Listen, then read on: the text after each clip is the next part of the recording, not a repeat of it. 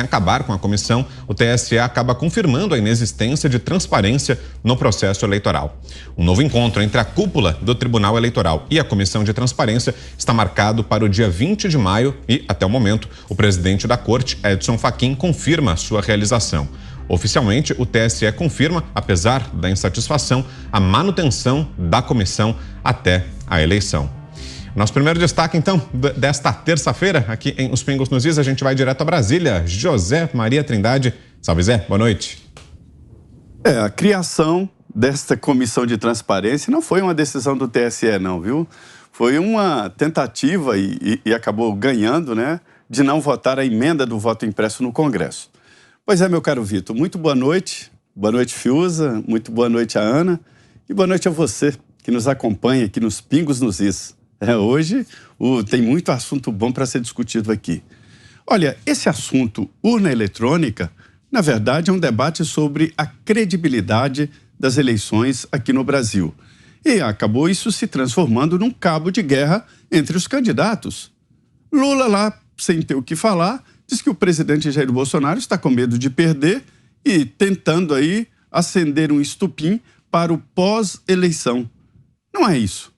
O que há é um debate antigo, desde quando o presidente Jair Bolsonaro era deputado, ele questionava as urnas eletrônicas.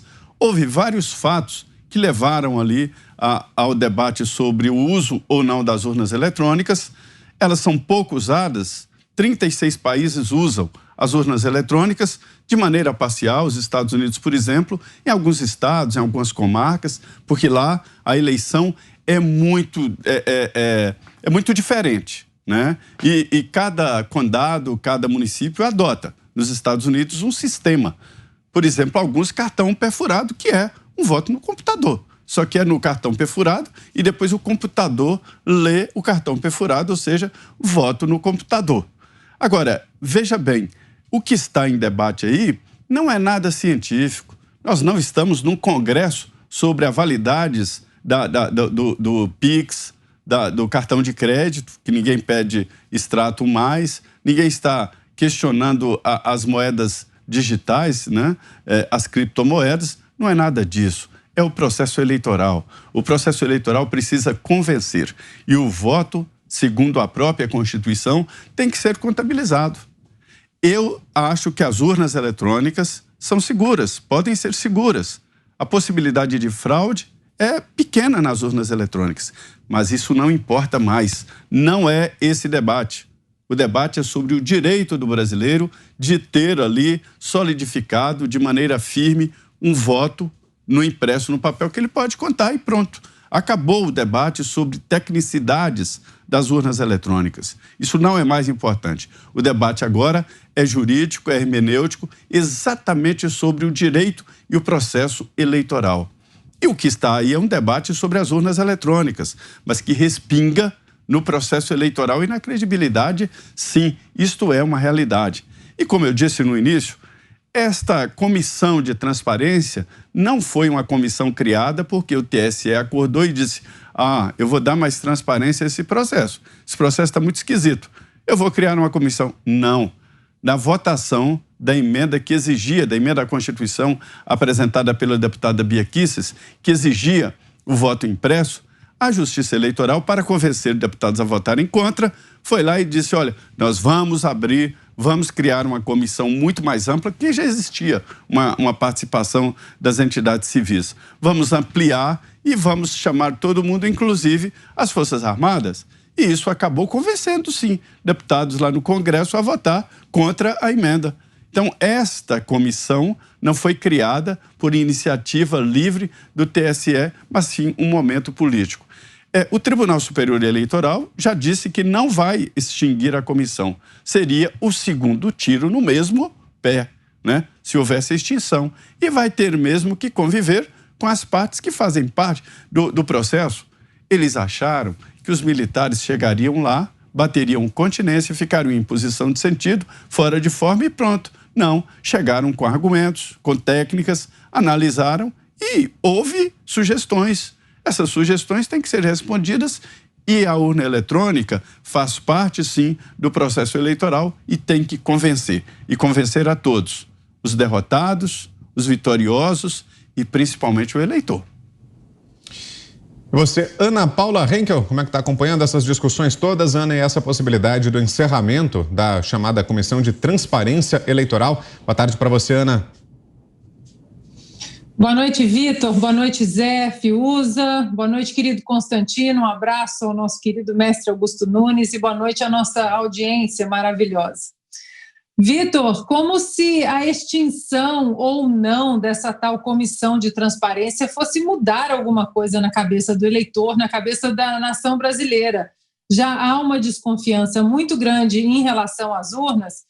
E eu acredito, Vitor, que não seja apenas por causa das urnas em si, de primeira geração, urnas que são usadas só no Brasil, no Butão e em Bangladesh, mas também porque o debate foi praticamente proibido pelo Supremo Tribunal Federal, pelo TSE, por aqueles que deveriam exatamente estar falando, ok, vocês querem mais uma camada de transparência, vamos conversar, quais são os pontos que vocês querem discutir?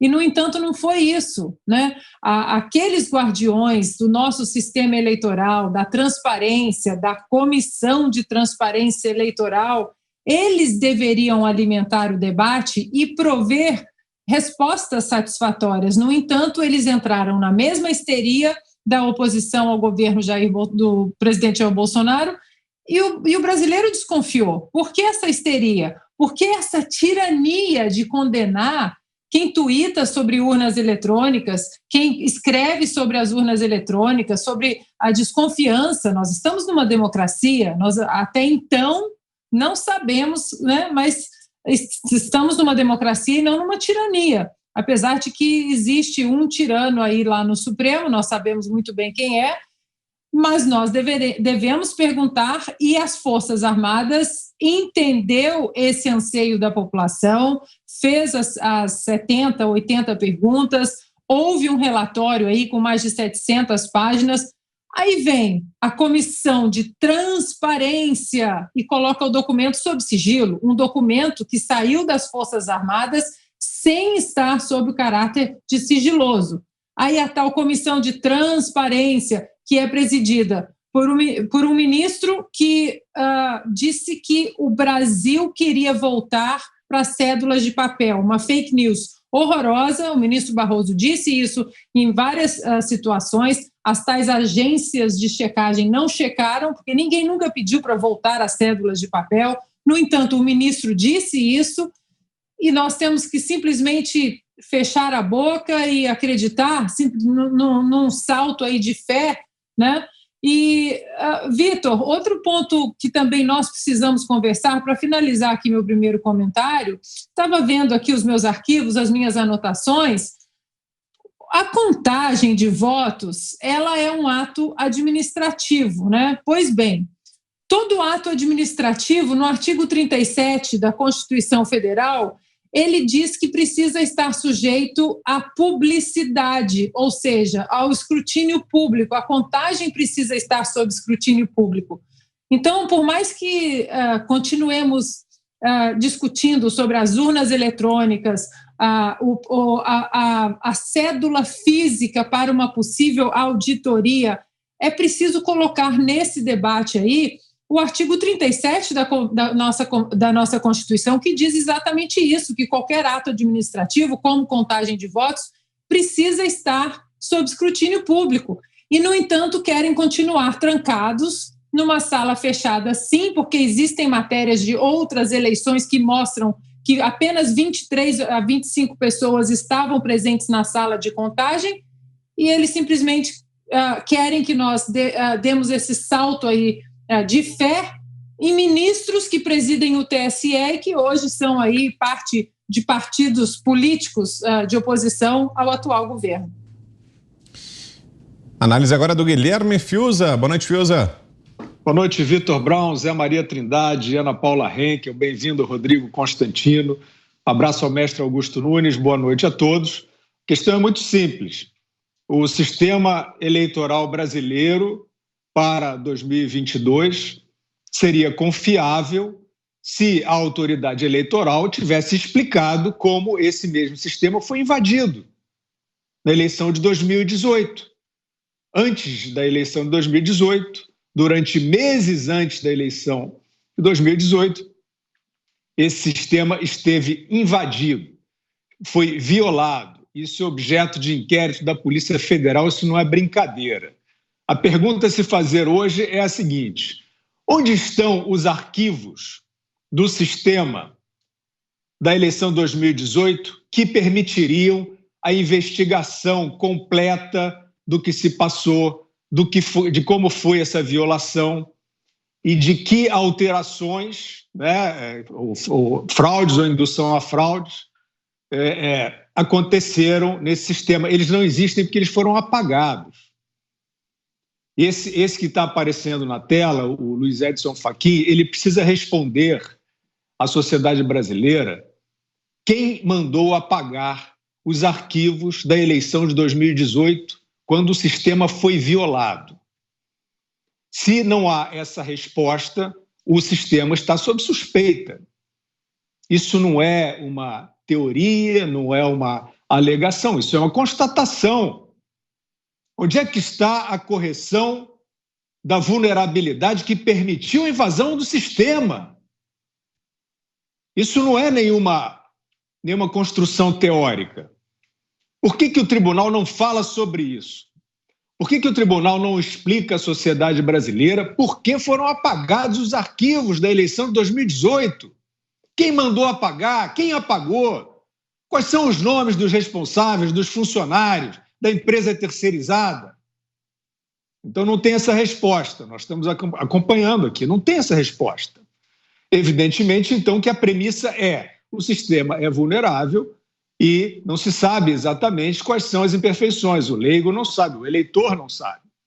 Aí vem essa comissão, né, integrante dessa comissão, que evidentemente agora já está claríssimo, que era para inglês ver, vem esses técnicos, né, trazerem as questões.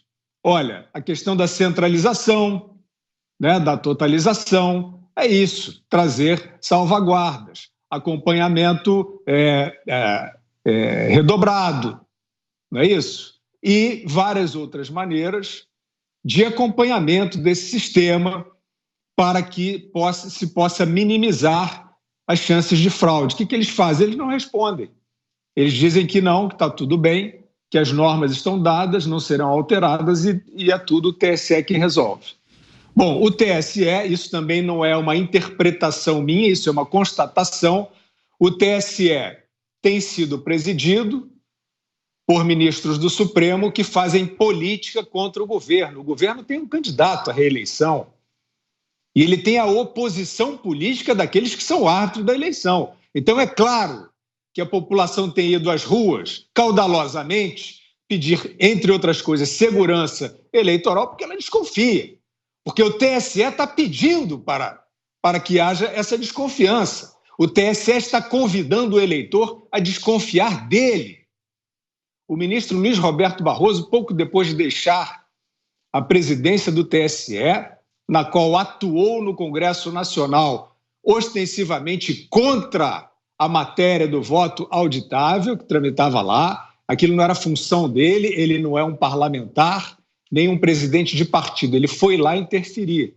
Depois ele foi a Boston, a convite do Jorge Paulo Lema, aquele evento lá da Fundação Lema, e provocado pela deputada que é afilhada do Jorge Paulo Lema, que por sua vez disse que em 2023 o Brasil terá um novo presidente, ela perguntou a Tabata Amaral, como é que a gente faz para que o Bolsonaro saia, não continue, sei lá, alguma coisa assim, não seja reeleito. E ele respondeu, palavras dele, né, aproximadamente, que nós somos mais fortes do que o inimigo. Ora, isso não é uma brincadeira de criança, isso é a autoridade eleitoral fazendo política na cara da população, zombando da população, achando que ninguém está vendo, fingindo que ninguém está vendo.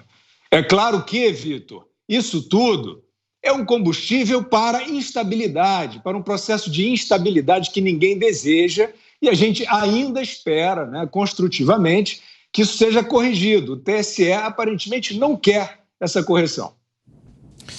Bom, quem está com a gente também hoje, para completar o time aqui em Os Pingos nos Is, é o Rodrigo Constantino. Boa tarde para você, Constantino, bem-vindo. Boa tarde, Vitor, boa tarde a todos, boa tarde, Ana, Fiuza, Zé Maria, um grande abraço para o mestre Augusto Nunes e boa tarde a todos que nos acompanham. É uma pedreira, quando eu sou convidado para esse programa, costuma acontecer isso, falar sobre esse assunto depois de tudo que já foi dito. Mas vamos lá, eu vou tentar dar os meus 2 cents aqui e muito no tom usado pelo Fiuza, porque se eu tenho uma missão até outubro, nas redes, nos espaços, nos veículos que eu faço parte, é mostrar que não está acontecendo nada normal com a eleição brasileira. Quem está fingindo normalidade, quem está dando aura de normalidade a isso escandaloso que estamos acompanhando, é parte do problema e não da solução. Quer dizer, primeiro, o ladrão, o ex-presidente ladrão, é solto e se torna elegível num truque, num malabarismo supremo. Depois, esses mesmos ministros supremos, um já é garoto propaganda da Dilma e simpatizante do MST, o outro acha que o terrorista Cesare Battisti é inocente e quer empurrar a história, e por aí vai. O outro persegue bolsonaristas, prende jornalistas. Essa turma, essa patota, quer dizer pra gente que a urna é algo sacrossanto. Virou cláusula pétrea. Se você questionar, se você contestar a lisura do processo, você pode estar incorrendo num crime, segundo a narrativa da turma. Aí vem as Forças Armadas, que participam dessa comissão, esse comitê de transparência, que não tem muita transparência, e faz 80 e tantos questionamentos. Recebe respostas que, para a turma militante da imprensa, veio tudo a contento, ou seja, a narrativa é que rebateram a conspiração das Forças Armadas. Isso está basicamente na manchete do principal jornal do país hoje, né? Tratando os militares como capachos do presidente Bolsonaro. Essa turma que virou partido de oposição do governo, nas instituições republicanas mais importantes. E esses questionamentos, quem leu na íntegra ali o documento de 30 e tantas páginas, viu uma coisa muito simples: o grau de opacidade e de complexidade desse processo eleitoral todo. Vem cá, quem está discutindo ali, com todo respeito, é nerd da área de TI de um lado contra nerd da área de TI do outro. E como é que fica esse processo para o povão, para o eleitor médio? Quer dizer, o eleitor médio tem que confiar, basicamente, nos desconhecidos tecnocratas do TSE, que são, de alguma forma, alvo de desconfiança dos militares do Brasil, a instituição que goza de mais prestígio em todas as pesquisas, e confiar no Barroso, que diz la garantia sou eu, em tudo que é língua, é verdade, né? Então, isso é absurdo. Qual é a única conclusão inapelável que eu posso chegar diante disso, Brown? É que o rei está nu. É o conto do dinamarquês Chris Anderson. O rei está nu. E eles estão dizendo para a gente basicamente o seguinte: olha, você precisa acreditar nas lindas roupas invisíveis do rei. Sabe essa urna que tem 30 anos de idade, a primeira geração, que nenhum país sério do mundo adota? Aliás, o iluministro gosta muito da eleição na França, e lá é em papel mesmo.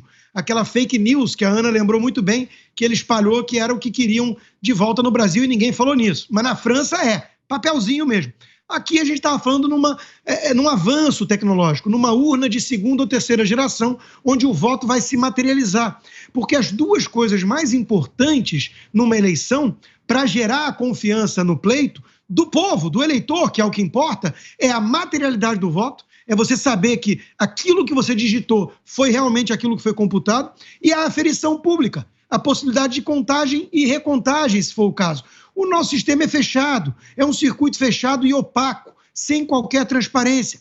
E toda essa atitude dessa turma que comanda esse espetáculo, como já lembrou o Fiuza, alimenta mais desconfiança, e com toda razão. Eles são partido de oposição do presidente, eles querem derrubar o inimigo, e eles estão no comando desse troço, que as Forças Armadas do Brasil têm várias ressalvas. Como é que dá para confiar num troço desses? Com a mídia militante batendo bumbo de que está tudo normal, de que quem desconfia ou questiona é inimigo, é golpista. Quer dizer, a turma que está questionando, a turma bolsonarista que está questionando, porque tem vários partidos, historicamente o PSDB fez auditoria e concluiu que não tinha resultado, o Brizola e o PDT sempre desconfiaram, de repente é algo restrito a bolsonaristas golpistas. Mas esses todos venceram eleições. Não é papo de derrotado, não é conversa de perdedor. São pessoas preocupadas com a lisura do processo, com a transparência e com a confiança do povo. Veja que essa pesquisa que saiu hoje aí, do MDA, diz que 30% grosso modo, do eleitor desconfia. Eu acho que é muito mais, mas vamos aceitar a valor de face, Brown. 30% dos eleitores desconfiando do processo é um risco à democracia. Isso é um risco à democracia. Não o presidente Bolsonaro desconfiar e pedir mais transparência. E fica a pergunta de $1 milhão.